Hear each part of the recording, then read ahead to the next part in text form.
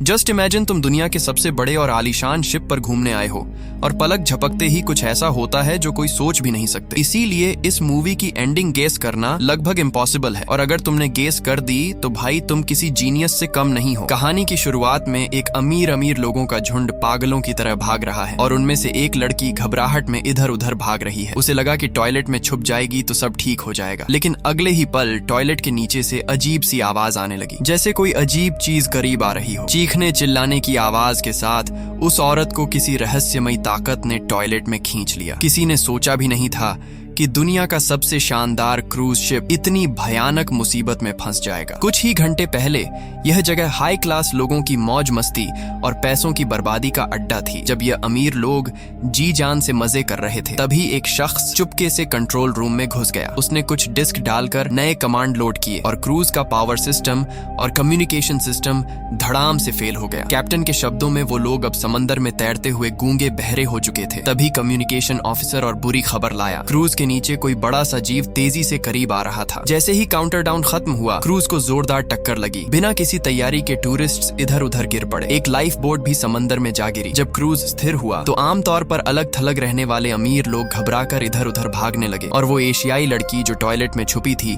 Cruise पर पहली शिकार बनी। क्रूज पर अफरा तफरी मची रही और थोड़ी दूर समंदर की सतह पर एक स्पीड बोट बारिश में तेजी से चल रही थी। कैप्टन नीगन एक अनुभवी स्मगलर था। उस दिन उसे एक बड़ा ऑर्डर मिला, कुछ सामान रेड पॉइंट जोन तक पहुंचाना था। होशियार नीगन ने सामान के बारे में नहीं पूछा क्योंकि वो काले चेहरे वाला क्लाइंट खतरनाक लग रहा था, लेकिन उसका असिस्टेंट अलेयर अपनी उत्सुकता रोक नहीं पाया। वो चुपके से वेयर हाउस में गया, एक बॉक्स खोला और देखा कि उसमें टॉर्पीडो है। ऐसे और भी कई बॉक्स थे। अलेयर को बड़ा क्यूरियस हुआ कि ये लोग आखिर करना क्या चाहते हैं, लेकिन तभी पीछे से एक शख्स आ गया। वो क्लाइंट का काला आदमी था। लगता था अलेयर को आज रात पिटाई खानी पड़ेगी। अचानक कुछ तीर उस काले बॉस के चेहरे की तरफ आए। नीगन अपने असिस्टेंट को भला कैसे पिटने देता। माहौल तनावपूर्ण हो गया। काला बॉस जाहिर तौर पर आज रात के मिशन को ज्यादा अहमियत दे रहा था। उसने अपने आदमियों को शांत रहने का इशारा किया। नीगन को शक था कि यह लोग कुछ गलत करने जा रहे हैं। वह बस जल्दी से मिशन पूरा करके निकल लेना चाहता था। शायद जल्दबाजी में उसने सामने की लाइफ बोट नहीं देखी। जोरदार टक्कर हुई। स्पीड बोट के आगे बड़ा सा छेद हो गया। अच्छा हुआ कि उन्होंने आग बुझाने में तेजी दिखाई, वरना वेयर हाउस में रखे टॉर्पीडो में आग लग जाती। तभी फीमेल असिस्टेंट को कुछ अजीब दिखा। सामने एक बड़ा सा क्रूज समंदर में रुका हुआ था। शायद वहां से कुछ टूल्स और पार्ट्स उधार मिल सकते थे स्पीड बोट ठीक करने के लिए। नीगन थोड़ा हिचक रहा था, लेकिन काले बॉस के आदमियों ने हथियार निकाल ली। नीगन को तुरंत समझ आ गया, इन लोगों का टारगेट वो क्रूज ही था। काले बॉस के दबाव में नीगन ने स्पीड बोट को क्रूज की तरफ तेजी से चलाया। जब दूरी सही लगी, एक आदमी ने कंप्यूटर से लेफ्ट साइड का केबिन डोर खोला। बाकियों ने पहले से तैयार बोर्डिंग गियर निकाला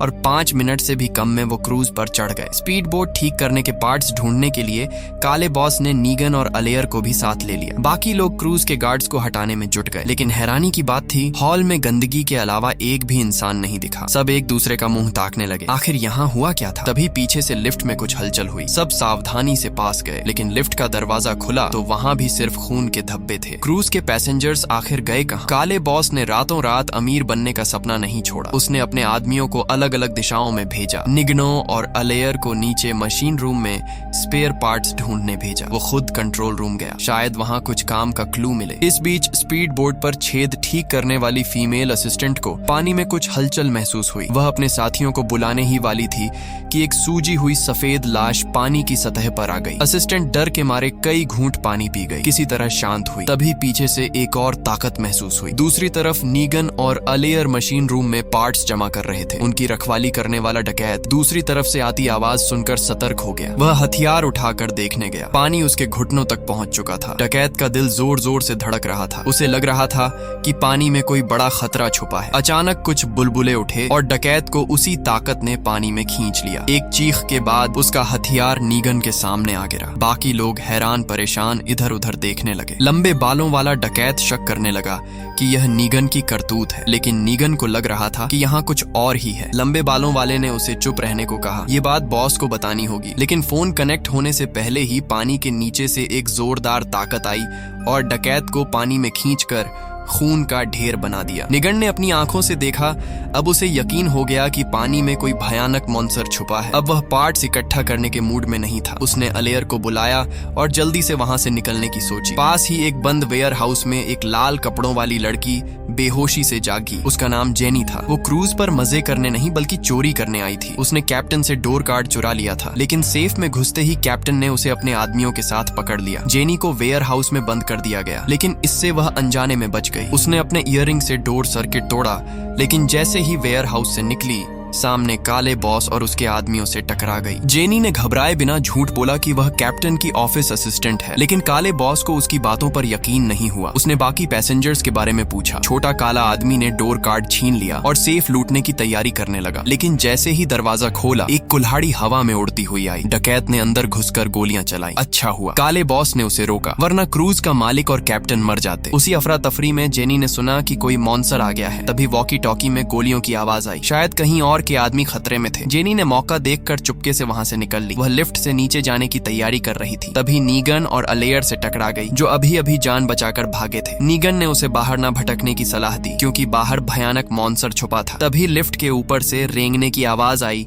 जो नीगन की बात को सही साबित कर रही थी। उसी वक्त लिफ्ट का दरवाजा खुला और काले बॉस अपने आदमियों के साथ वहां पहुंच गया। नीगन ने सबको एकजुट होने की सलाह दी। कैप्टन और मालिक ने भी उसका साथ दिया। काले बॉस ने भले ही मॉन्स्टर नहीं देखा था, लेकिन उसे कुछ हद तक यकीन हो गया था। अचानक लिफ्ट जोर से हिलने लगी। फिर एक जोरदार धमाका हुआ और लिफ्ट तेजी से नीचे की ओर गिरने लगी। अच्छा हुआ कि क्रूज की बिल्डिंग ज्यादा ऊंची नहीं थी। तीसरी मंजिल पर पहुंचते ही सब लिफ्ट से बाहर फेंके गए। अगर उन्हें यकीन न होता कि वह जिंदा है, तो लगता जैसे नर्क में पहुंच गए हों। दीवारों पर चिपचिपा खून लटक रहा था। सामने अलग अलग शेप में इंसानी हड्डियां बिखरी थीं। अभी सब शांत भी नहीं हुए थे कि कॉरिडोर पर जोरदार दबाव पड़ा। मोटी लोहे की चादर टिन के डिब्बे की तरह मुड़ गई। नीगन का दिल जोर जोर से धड़क रहा था। वो गोली चलाते हुए पीछे हटने लगा। जब तक मोटा आइसोलेशन डोर बंद नहीं हुआ, वो ताकत फिर भी रुकी नहीं। सब आपस में उस मॉन्स्टर के बारे में बात करने लगे कि आखिर यह क्या है। किसी ने पास की नेवी से मदद मांगने का सुझाव दिया, लेकिन कैप्टन ने बताया कि उनका कम्युनिकेशन सिस्टम खराब हो चुका है। उसे शक था कि क्रूज पर कोई गद्दार है। नीगन को तुरंत सच समझ आ गया। वो गद्दार कोई और नहीं, क्रूज का मालिक ही था। काले बॉस ने खुलकर कबूल किया कि उसका क्रूज मालिक के साथ सौदा था। वो अमीर पैसेंजर्स को लूटता और मालिक को क्रूज चलाने का खर्चा भारी पड़ रहा था। टिकटों से मुनाफा नहीं हो रहा था, इसीलिए उसने काले बॉस के साथ मिलकर यह ड्रामा रचा। अगर क्रूज डकैतों के हाथों डूब जाता तो उसे ढेर सारा इंश्योरेंस पैसा मिल जाता। कैप्टन ये सुनकर इतना गुस्सा हुआ कि उसे लगा वो 8 जन्मों का बदकिस्मत है जो ऐसा मालिक मिला। अलेयर पास में खड़ा यह तमाशा देख रहा था। तभी ऊपर से कुछ गिरा। वो क्यूरियस होकर ऊपर देखने लगा। एक विशाल टेंटिकल लुढ़कता हुआ आया। नीगन ने तुरंत बंदूक उठाकर गोली चलाई। टेंटिकल से एक सड़ा हुआ इंसानी साया निकला। सबके पसीने छूट गए। सबने हवा में गोलियां चलाई। क्रूज के केबिन में हर तरफ टेंटिकल्स थे। वो लोग गोली चलाते हुए पीछे हट रहे थे। नीगन और जेनी एक दूसरे से टकरा गए। दोनों ने फटाफट डील की। अगर नीगन उसे यहाँ से भगा ले जाए तो वह जो चाहे कर सकता है। तभी एक टेंटिकल उड़ा। नीगन जमीन पर गिर पड़ा। वो हथियार उठाने की कोशिश कर रहा था, लेकिन शोर ने टेंटिकल को और गुस्सा कर दिया। जैसे ही वह नीगन पर झपटने वाला था, जेनी ने बिना सोचे बंदूक उठाई और गोलियों की बौछार कर दी। मॉन्स्टर भाग गया और नीगन बच गया। अब उसे अपनी डील याद आई और उसने जल्दी से हाँ कर दी। दूसरी तरफ कैप्टन भी टेंटिकल मॉन्स्टर के हमले में फंस गया था। जब नीगन और जेनी वहां पहुंचे, कैप्टन को डेक के नीचे खींच लिया गया था। सब ने गोलियां बरसाई। जब शोर थमा तो काले बॉस ने गुस्से में शिकायत शुरू कर दी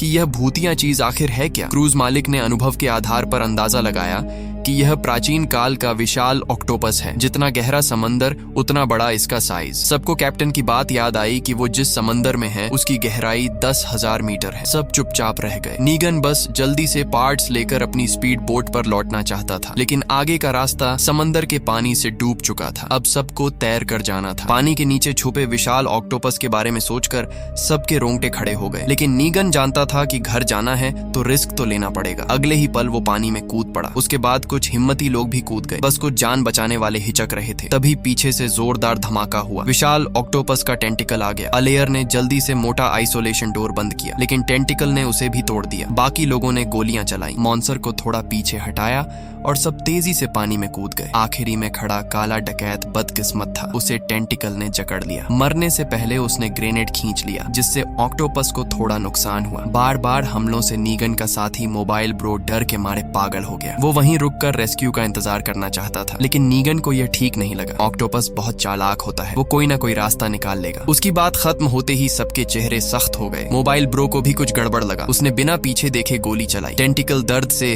वेंटिलेशन पाइप में छुप गया, लेकिन मोबाइल ब्रो को चैन नहीं मिला। एक और टेंटिकल आया और उसे नीचे खींच लिया। निगन और बाकी लोग कॉरिडोर में पागलों की तरह भाग रहे थे, लेकिन मॉन्सर हमेशा कुछ न कुछ करके उनकी दिशा बदल देता था। जाने अनजाने में सब एक लोहे के दरवाजे के सामने पहुंच गए। मालिक ने बताया कि आगे हॉल है। निगन सावधानी से आगे बढ़ा और सामने का नजारा देखकर दंग रह गया। सामने सड़ी गली, इंसानी हड्डियों का ढेर था। शायद ऑक्टोपस सारे पैसेंजर्स को यहीं लाया था। तभी सामने से टक्कर की आवाज आई। ढेर सारा समंदर का पानी अंदर घुसने लगा। क्रूज मालिक ने धोखे से लोहे का दरवाजा बंद कर दिया। बचे हुए नीगन और कुछ लोग बिखर गए और अपने अपने रास्ते ढूंढने लगे। कॉरिडोर में पानी का लेवल बढ़ता जा रहा था और ऑक्टोपस तेजी से करीब आ रहा था। काले बॉस ने एक ग्रेनेड फेंका, लेकिन ऑक्टोपस पीछे हटने की बजाय और तेजी से पीछा करने लगा। काले बॉस ने दिल पर पत्थर रखकर अलेयर की टांग में गोली मार दी ताकि उसकी मौत से उसे वक्त मिले, लेकिन अलेयर भी चालाक था। मॉन्सर के आने से पहले वह कचरे के डिब्बे में छुप गया। कहते हैं ना कि किस्मत बदलती रहती है। जब अलेयर लंगड़ाता हुआ हॉल में पहुंचा, उसने काले बॉस की गन देखी। जैसे ही उसे उठाने लगा, एक हाथ उसके कंधे पर आया। काले बॉस को मॉन्सर ने पकड़ लिया था। अलेयर डर के मारे भागा, फिर सोचा कि काले बॉस का हाल बहुत बुरा है। उसने गन उसे दे दी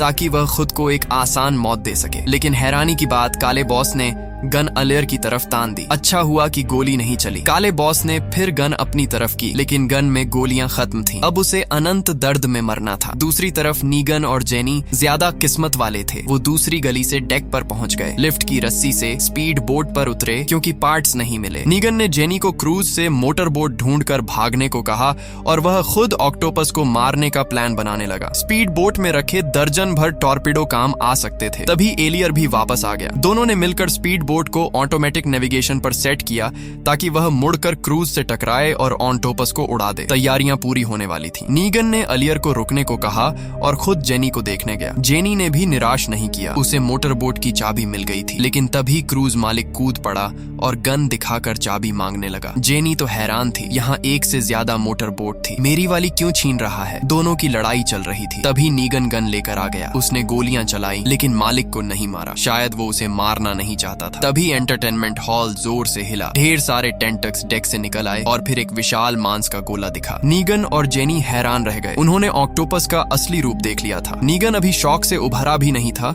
कि उसके पैर टेंटिकल में फंस गए। हर तरफ से भयानक ताकत आ रही थी। नीगन ने सिर्फ एक बड़ा सा मुंह अपनी तरफ आते देखा। उसकी विशाल आंख नीली चमक बिखेर रही थी। आखिरी मौके पर नीगन ने शॉटगन निकाली और एक गोली से ऑक्टोपस की आंख फोड़ दी। ऑक्टोपस ने नीगन को छोड़ दिया। वो तेजी से स्पीड बोट पर भागा, लेकिन ड्राइविंग रूम में टूटा शीशा और घिनौना चिपचिपा पदार्थ बता रहा था कि अलेयर की हालत खराब है। निगन ने खुद ही स्पीड बोट का ऑटोमेटिक ड्राइविंग फंक्शन चालू किया और जल्दी से क्रूज पर जेनी के पास लौट गया। उसी वक्त मालिक डेक पर पहुंचा। उसने अभी अभी चली स्पीड बोट देखी और बिना सोचे उसमें कूद पड़ा। भले ही उसकी टांग टूट गई, लेकिन जान तो बच गई। वह हंसते हुए ड्राइविंग रूम में घुसा, लेकिन उसे पता चला कि स्पीड बोट ऑटोमेटिक मोड पर है और इसे मैन्युअली कंट्रोल नहीं किया जा सकता। इधर निगन जेनी को लेकर तेजी से भाग रहा था। ऑक्टोपस के टेंटेकल्स पीछे पीछे लगे थे। उसने लगातार गोलियां चलाई और लिफ्ट का दरवाजा पहले से खोल लिया, जिससे वह मॉन्सर से बच गए। उसी वक्त स्पीड बोट मुड़कर क्रूज की तरफ आ गई। मालिक निराश होकर देख रहा था कि स्पीड बोट क्रूज से टकराने वाली है। आग की लपटें आसमान छू रही थीं। नीगन और जेनी आखिरी मौके पर क्रूज से बाहर निकल आए और वह ऑक्टोपस जो पहले जिंदा दिल था, अब आग में ऑक्टोपस भुजिया बन गया। निगन और जेनी आखिरकार एक सुनसान टापू पर पहुंच गए, लेकिन मोटर बोट पूरी तरह खराब हो चुकी थी। जब वो टापू पर बसने की सोच रहे थे, समंदर पर कोई तैरता हुआ आया। वो कोई और नहीं बल्कि अलेयर था, जो किसी तरह बच गया था। तीनों खुशी से एक दूसरे से मिले, लेकिन तभी पीछे से मॉन्सर की गुर्राहट सुनाई दी, जैसे कोई बड़ा सा जीव तेजी से करीब आ रहा हो। यही थी डीप ब्लू सी की पूरी कहानी। ये फिल्म 1998 में रिलीज हुई थी और उस वक्त इसने अपने जैसे तमाम फिल्मों को पीछे छोड़ दिया था। लेकिन करीब 30 साल इंतजार करने के बाद भी